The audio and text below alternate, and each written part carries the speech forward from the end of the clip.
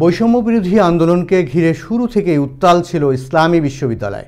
আন্দোলনের সেই ঢেউ গণ অভ্যুত্থানে পরিণত হলে পদত্যাগ করে দেশ ছেড়ে পালিয়ে যান শেখ হাসিনা।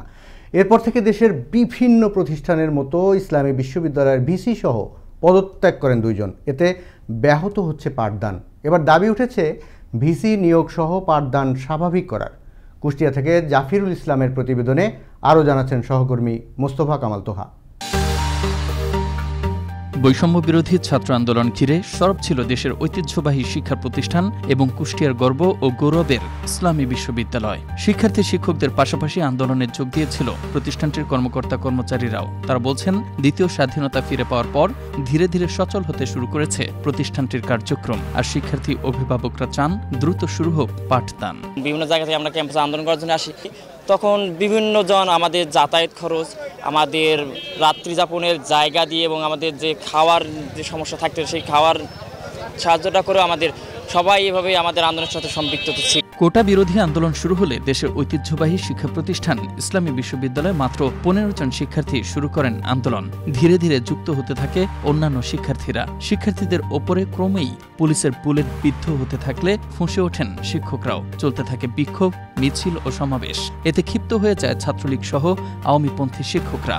আন্দোলনের পক্ষের শিক্ষার্থী শিক্ষকরা বলছেন, তাদের ওপর সরকার দলীয়দের হামলা ও হলত্যাগে বাধ্য করায় বন্ধ হয়ে যায় লেখাপড়া। এদিকে এমন পরিস্থিতিতে শিক্ষার্থীদের পাশে ঢাল হয়ে দাঁড়ান প্রতিষ্ঠানটির ইতিহাস ও সংস্কৃতি বিভাগের অধ্যাপক প্রফেসর ডক্টর ইমতাজ হোসেন। বাড়িয়ে দেন সহযোগিতার হাত।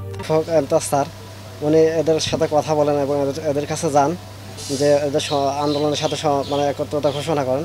তার ইসলাম বিশ্ববিদ্যালয়ের আশেপাশের লোকে তাদের যে অকুণ্ঠ সমর্থন, এই সমর্থনই আমাদেরকে বিজয় ছিনিয়ে আনতে সহযোগিতা করেছেন। যারা রোদ বৃষ্টি উপেক্ষা করে এবং জীবনের মায়া ত্যাগ করে আমাদের রাজপথে আন্দোলনের সাথী ছিলেন, সেই সকল শিক্ষকদেরকে আমরা আমাদের অভিভাবক হিসেবে দেখতে চাই। সরকারের নির্দেশে পুলিশের নির্বিচারে গুলি চলতে থাকে সর্বত্র, বাড়তে থাকে আন্দোলনের তীব্রতাও। এমন ঘটনায় দক্ষিণ পশ্চিমাঞ্চলের সবচেয়ে বড় বিদ্যাপীঠ ইসলামী বিশ্ববিদ্যালয়ের এই আন্দোলন ছড়িয়ে পড়ে আশপাশের এলাকাতেও। শেষমেশ ৫ই আগস্ট শেখ হাসিনা পদত্যাগ করে পালিয়ে যাওয়ার পরপরই পদত্যাগ করেন এই প্রতিষ্ঠানটির ভিসি সহ দুইজন। শিক্ষার্থীরা বলছেন, এতে ব্যাহত হচ্ছে তাদের পড়াশোনা। এমত অবস্থায় দ্রুত ভিসি নিয়োগ সহ পাঠদান স্বাভাবিক করার দাবি শিক্ষক শিক্ষার্থীদের। বাংলাদেশের বর্তমান সরকারের প্রধান উপদেষ্টা ডক্টর প্রফেসর মোহাম্মদ ইউনুস স্যারকে বলতে চাই, বাংলাদেশের সমস্ত শিক্ষা প্রতিষ্ঠান আর বন্ধ না রাখে যত দ্রুত পারেন এই বিশ্ববিদ্যালয়ের মাননীয় vice chancellor, pro vice chancellor, treasure নিয়োগ দিয়ে আমার প্রাণপ্রিয় ছাত্রছাত্রীদেরকে এই ক্যাম্পাসে আবার ক্লাস করার সুযোগ দিন। ইসলামী বিশ্ববিদ্যালয় এবং সকল বিশ্ববিদ্যালয় অনতিবিলম্বে খুব তাড়াতাড়ি খুলে দেওয়ার জন্য যা যা প্রয়োজন, যেখানে যেসব বিশ্ববিদ্যালয়ের ভাইস চ্যান্সেলর পদত্যাগ করেছে সেখানে ভাইস চ্যান্সেলর নিয়োগ দিয়ে ক্লাসে ছাত্রছাত্রীদের ফিরে আসায়। শিক্ষকরা বলছেন, শিক্ষার্থীদের আন্দোলনে তারা সহমত পোষণ করে স্বৈরাচার মুক্ত হয়েছেন। দ্রুত সময়ের মধ্যে ভিসি নিয়োগ দিলে স্বাভাবিক কার্যক্রমে ফিরবেন তারা। আন্দোলনের ফসল হিসেবে যখন দেখলাম যে ৫ তারিখ সেই খুনি হাসিনা বাংলাদেশ ছেড়ে উনি দিল্লিতে চলে গেলেন, পালিয়ে গেলেন, তারপর আমরা সবাই আনন্দ মিছিলে অংশগ্রহণ করি। আর এই বিশ্ববিদ্যালয়ে আন্দোলন চলাকালীন সময়ে ব্যাপক আন্দোলন চললেও এখানে কোনো সহিংস ঘটনা ঘটেনি। এখানে কোনো বিল্ডিং বা স্থাপনার ধ্বংস করা হয়নি। এখানে পরিবহনের কোনো ক্ষতি হয়নি।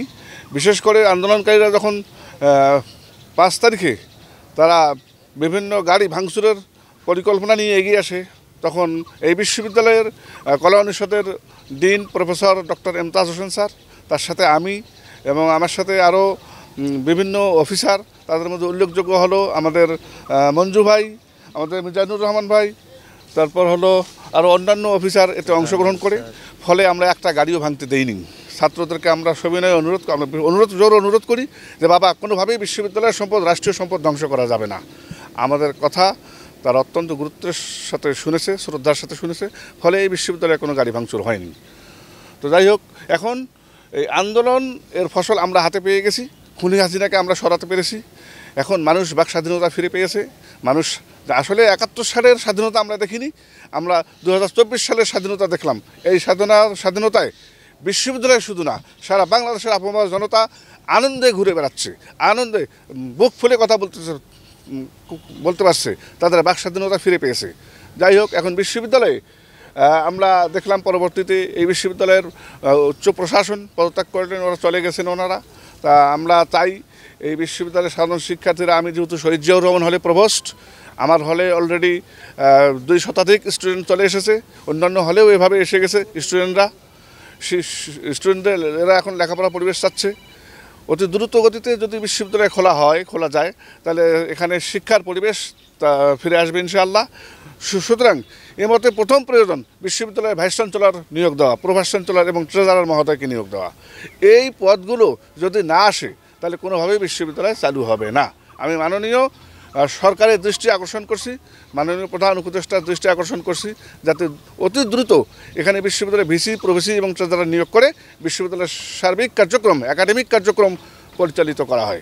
গেল মাসের 17 জুলাই থেকে বন্ধ ইসলামী বিশ্ববিদ্যালয়ের সকল পাঠদান। ঐতিহাসিক গণ অভ্যুত্থানে সরকার পতনের পর ভিসি অধ্যাপক ডক্টর শেখ আব্দুস সালাম ও প্রভিসি অধ্যাপক ডক্টর মাহবুবুর রহমান এবং কোষাধ্যক্ষ অধ্যাপক ডক্টর আলমগীর হোসেন ভূঁইয়া পদত্যাগ করার পর এখন পর্যন্ত ওই পদে কোনো নিয়োগ দেয়নি বিশ্ববিদ্যালয় মঞ্জুরি কমিশন। মুস্তফা কামাল তোহা, আনন্দ টিভি, ন্যাশনাল ডেস্ক।